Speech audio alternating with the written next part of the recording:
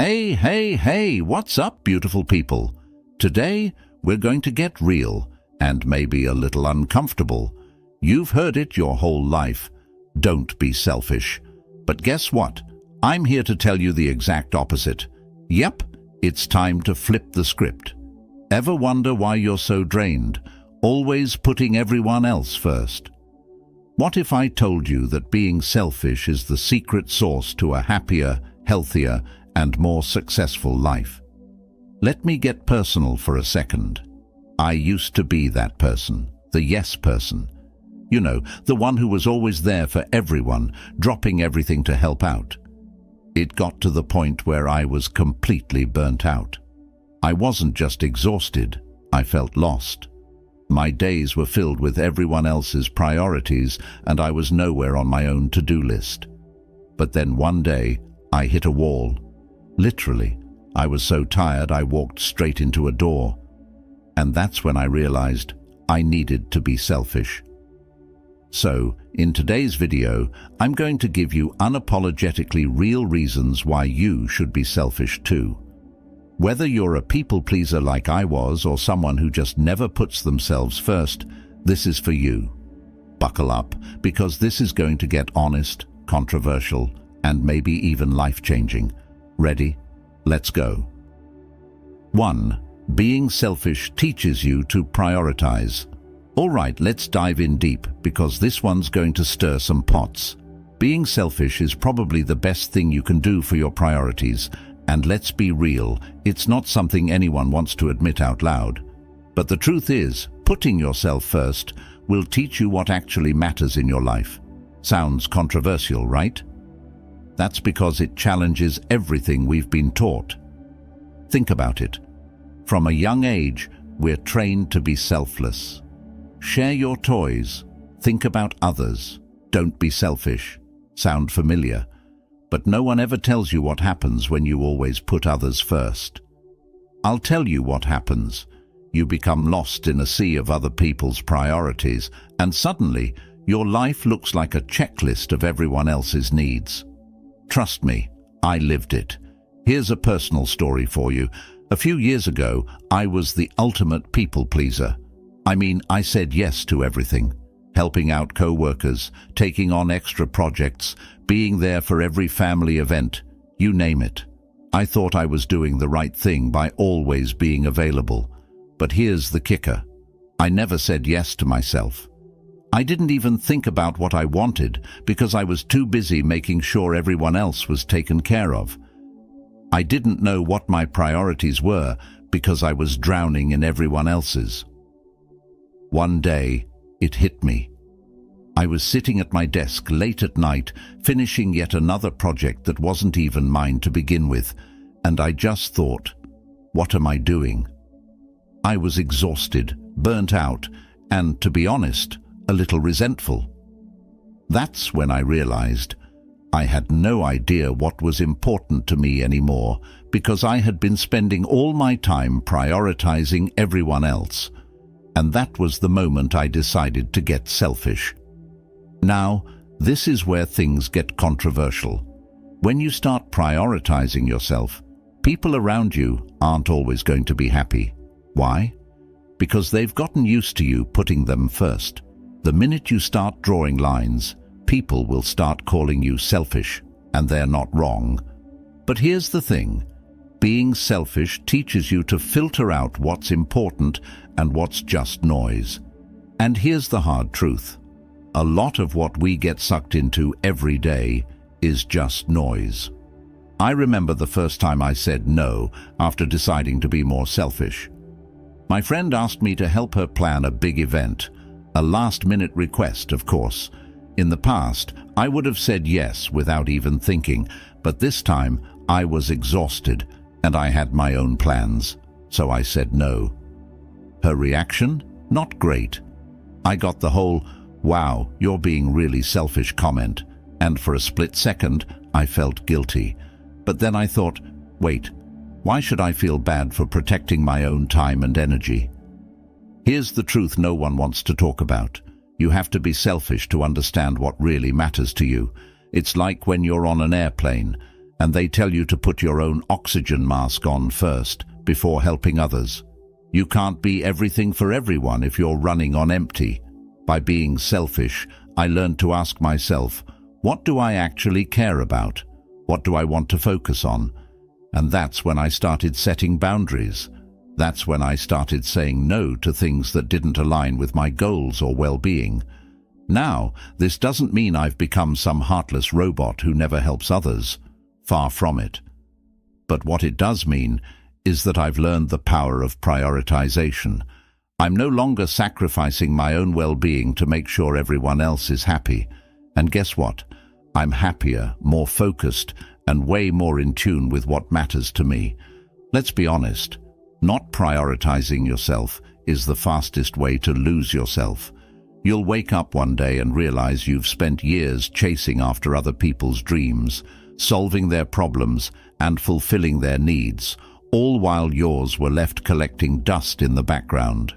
The brutal truth is that no one is going to make you a priority until you do it first. Now, let's talk about the deep part. When you start being selfish, really unapologetically selfish, you're doing something powerful. You're sending a message to yourself that you deserve to be a priority, that your time, your energy, and your goals are just as important as anyone else's. And the wild thing is, once you start living like that, your entire life shifts. You'll notice that people begin to respect your boundaries more, and you'll have more time for the things that actually light you up. For me, once I started being selfish, I began focusing on my own passions, things that I had pushed aside for so long. I started creating again, diving into projects that mattered to me, and guess what?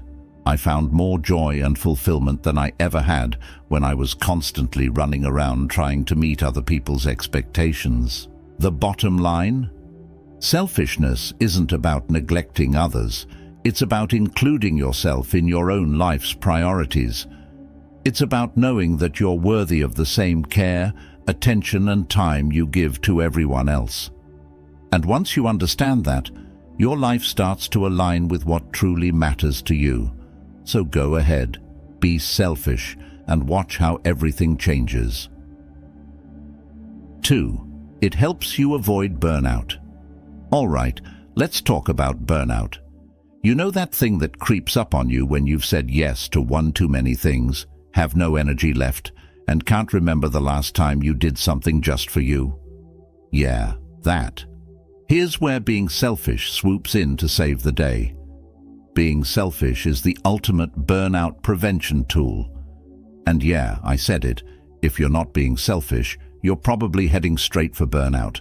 I know.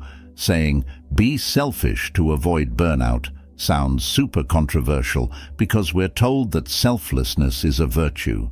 Society glorifies the hustle, the grind, and the ability to push through exhaustion like it's some badge of honor. But guess what?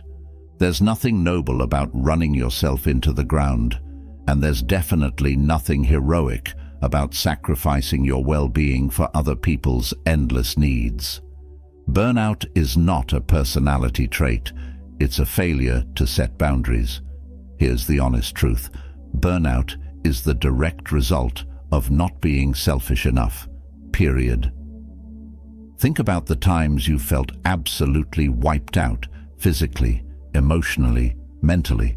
Was it because you were too selfish? Nope.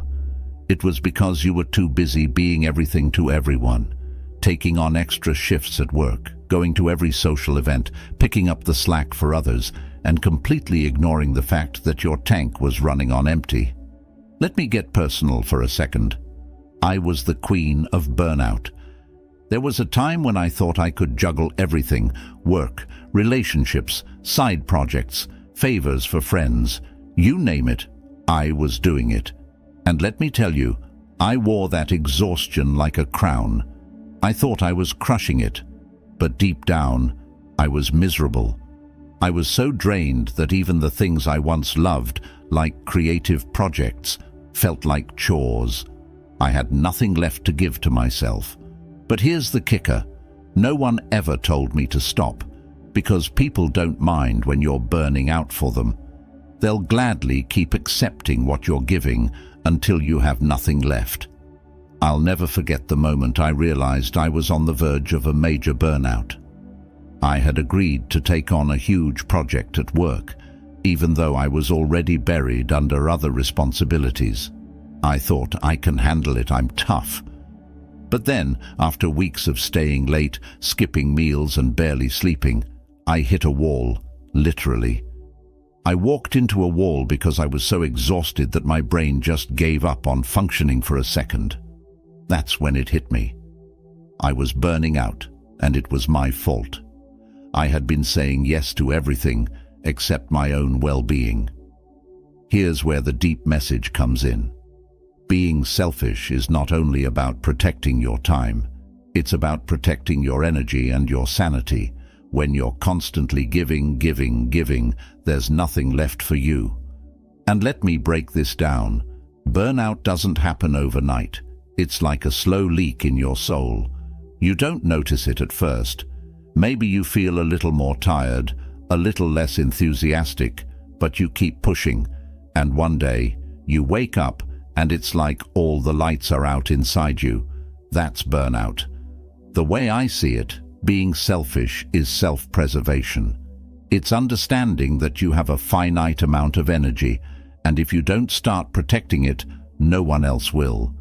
When you start putting yourself first, you'll be able to recognize when you're overextending.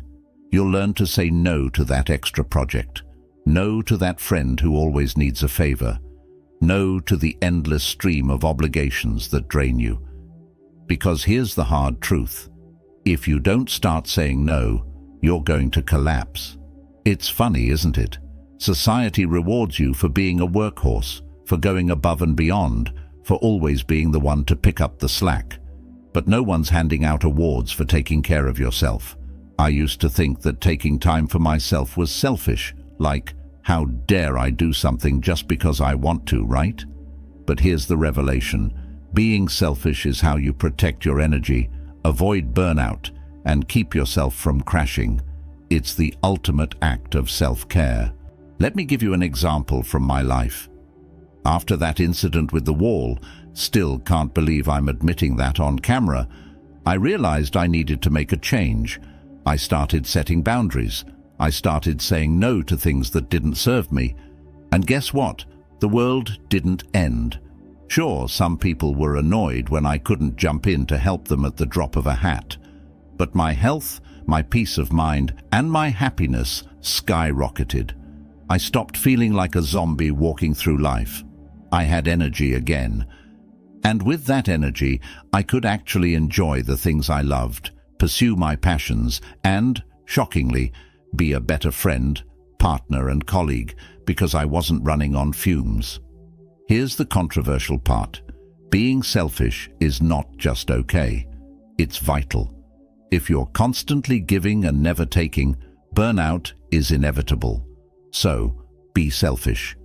Make time for yourself. Guard your energy like it's gold, because it is. Burnout is not something you recover from overnight, and trust me, it's not something you want to experience in the first place. Once you hit that wall, literally or figuratively, it takes time to build yourself back up. The deep message is this. If you don't start being selfish now, you're setting yourself up for burnout later, and no one is going to applaud you for running yourself into the ground. So, give yourself permission to be selfish. Take care of you first, because only when you're at your best can you truly be there for others, and avoid that dreaded burnout in the process. 3. You realize that not everyone deserves your time. All right, let's get real for a second. Not everyone deserves your time. I know that sounds harsh, but it's the truth. In fact, if you're not selfish with your time, people will waste it for you. And here's the most controversial part of all. Some of those people might be your closest friends, your family, or even your co-workers.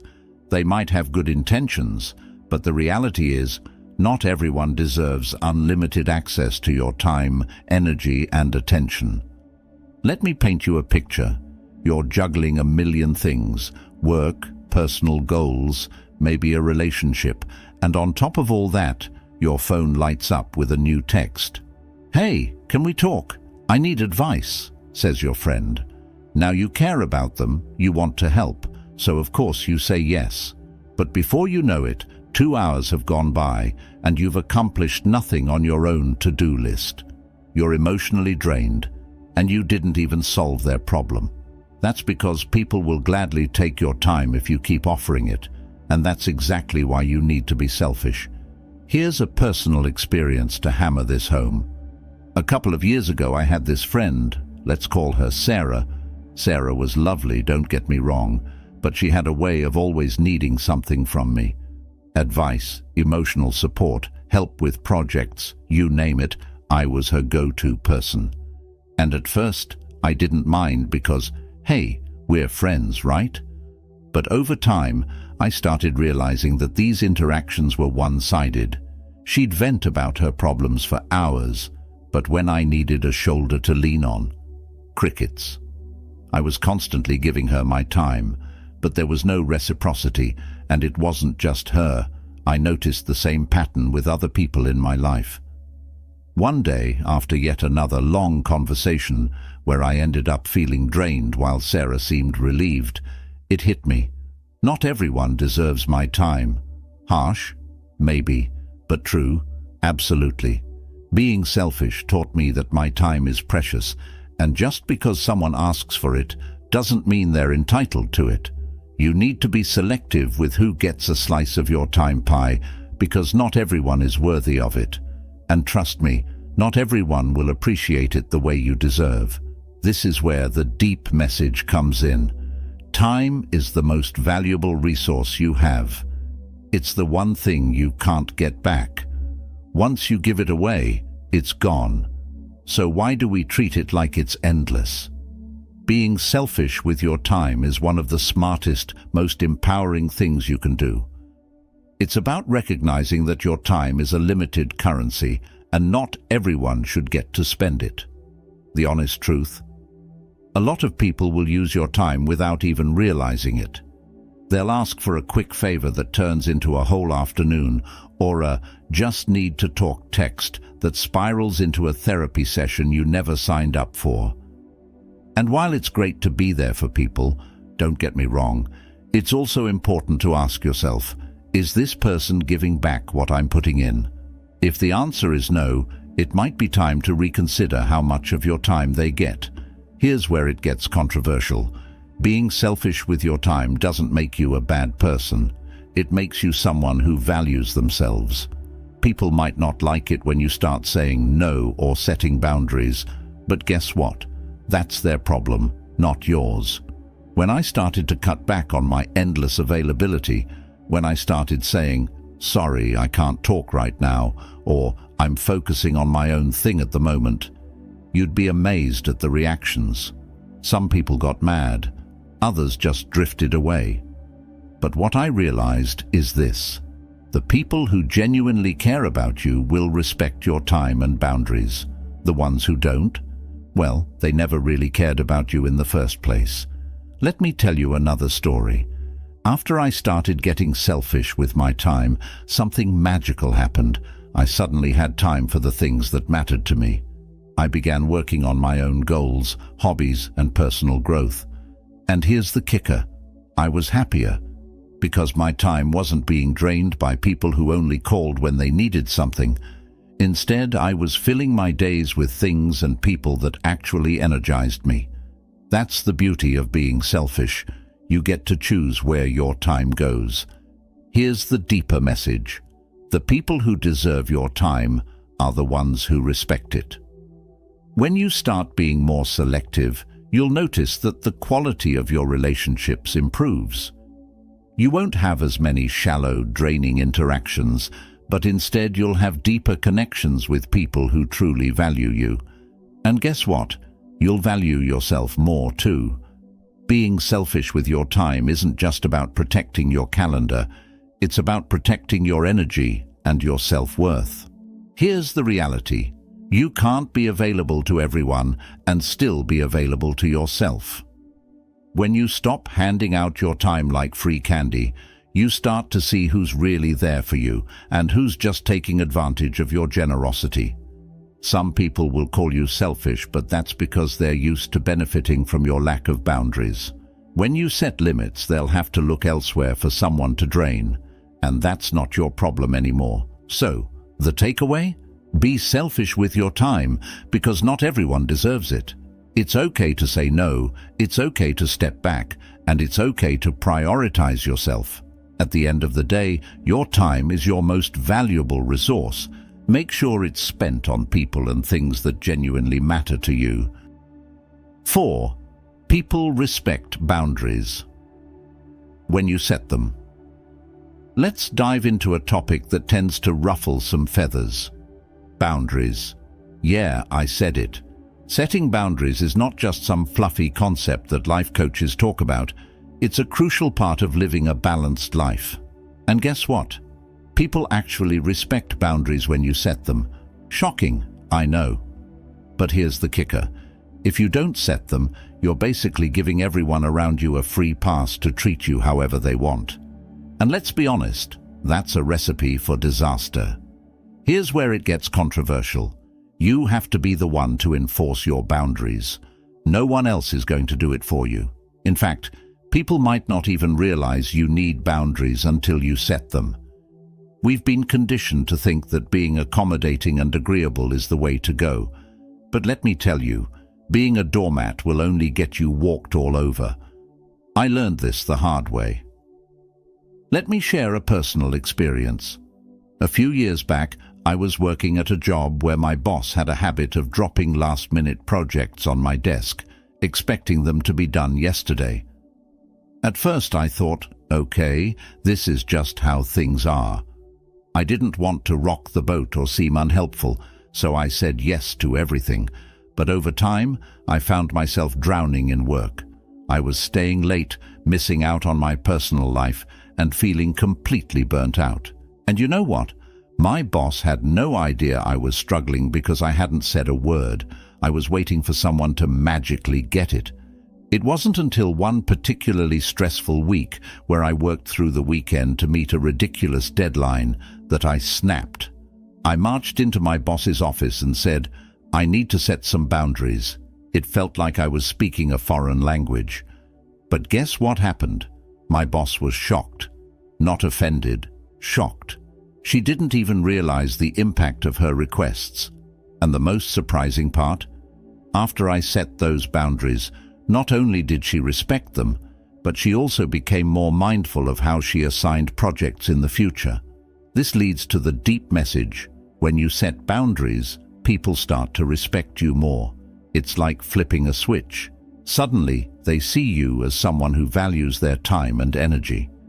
When I started to enforce my boundaries, I gained not only respect from my boss, but also from my colleagues.